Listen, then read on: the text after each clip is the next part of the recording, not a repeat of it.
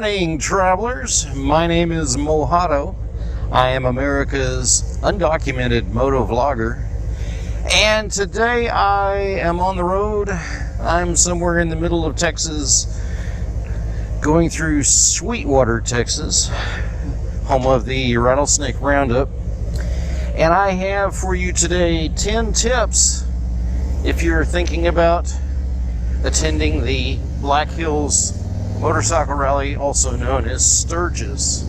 I used to make a yearly pilgrimage to Sturgis, and I haven't done that in several years, but I'm planning on going next year in 2019. First of all, let me say that if you have never been to the Sturgis Rally, I think that all motorcyclists, no matter what your level of enthusiasm, if you are an avid motorcyclist, you owe it to yourself to go to the Sturgis Motorcycle Rally at least once in your life. It is a spectacle that is hard to describe. Everyone should experience at least once. More than likely, if you're like me or like a lot of other people, once you go the first time, you start making plans for your next trip. So here's 10 tips that I wish I had known the first couple of times I went to Sturgis. Number one is planning. You need to plan your trip to the Sturgis Rally at least a year in advance. And I'll tell you why, because everything gets booked up really fast. I don't know how you are planning on staying once you arrive at the Sturgis Rally, whether you're thinking a hotel or if you have an RV camper. If you don't start planning a year in advance, you're going to find there are no facilities available. First of all, let's talk about hotels. There are none. Really, not any hotels. Now, there are some hotels in like Rapid City, Deadwood, and certainly Keystone. The town of Sturgis is a very small little community. You're better off looking at, say, like a bed and breakfast, Airbnb, something like that, because a lot of people who own homes in the Sturgis area, they rent those homes out to bikers during the rally. And that's one of your best bets, especially if you're traveling with a group of people. Even if you're staying in Rapid City, that's still pretty much in the middle of everything. Another good place is Keystone, which is right outside of the Mount Rushmore monument. So lots of places to stay. And then last on the list would be the campgrounds. Now, if you've heard that Sturgis is a wild party, you've heard about the campgrounds. There's two big campgrounds right in the town of Sturgis. One is called Glencoe, and the other is called the Buffalo Chip. And every wild story that you've ever heard about the rally probably originated from the campgrounds. That's where, and I'll say this, if you are a party person, if you want to go for the non-stop party, then think about either putting out a tent or parking your your RV at one of the campgrounds, because that's where the party is. That's where there's nudity, there's wild stuff that goes on, and that's at the campgrounds.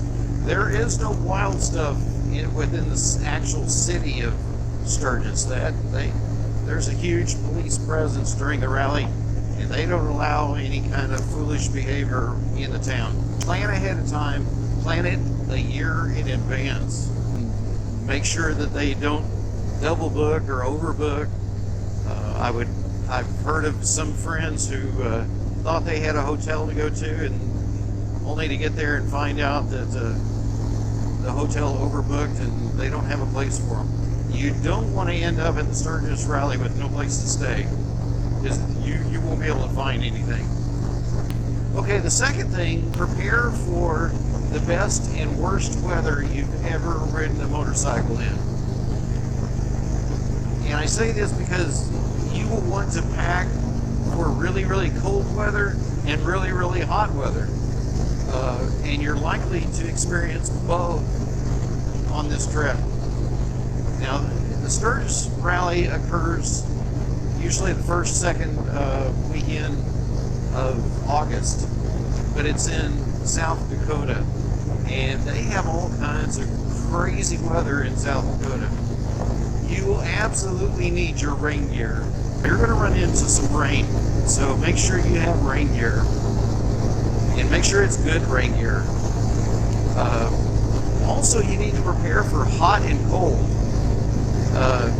Sometimes I've been to the Sturgis Rally and experienced 100-degree temperatures, and I've also slept in a tent when the temperature got down into the 20s.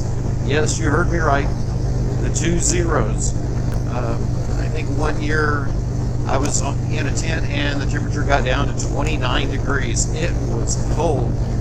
We had ice on the grass the next morning. So prepare for hot and cold. Number 3 on the list is cash. You are going to need cash. Just because there are a lot of things to do and see at the rally that don't always take credit cards. Now, if you're a credit card person or debit card, a lot of vendors and places will accommodate you. But there are going to be things that you will need cash for. So figure out how much cash you think you will need and then double it. And that's how much cash you need to take with you. And number 4 on the list is law enforcement. When you get to the Sturgis area, and I'm talking about the whole 100-mile radius around the city of Sturgis, you are going to notice a huge police presence. Now, normally the Sturgis City Police Department is a very small group of guys. I doubt they have more than 4 officers full-time. But during the Black Hills Rally, they invite law enforcement all over the country to come and work security with them during the rally. And they have law enforcement come from all over. And you will literally see at least 1 or 2 officers on almost every street corner. And the reason I bring this up is because they do not tolerate much of anything during the rally. They want a very peaceful, family-oriented event. So they have their eyes open for any troublemakers, and especially anyone who makes the stupid decision to get on their motorcycle after they've been drinking. You want to talk about zero tolerance. Every time that I've gone to Sturgis, this was the only type of police arrest that I think I've ever seen there, and that was for DWI. And they watch everything. And if you get busted for DWI at the Sturgis Rally, they will impound your motorcycle, and of course you'll have to pay cash to bond out and cash to get your motorcycle out. And you don't want to end up on probation in South Dakota.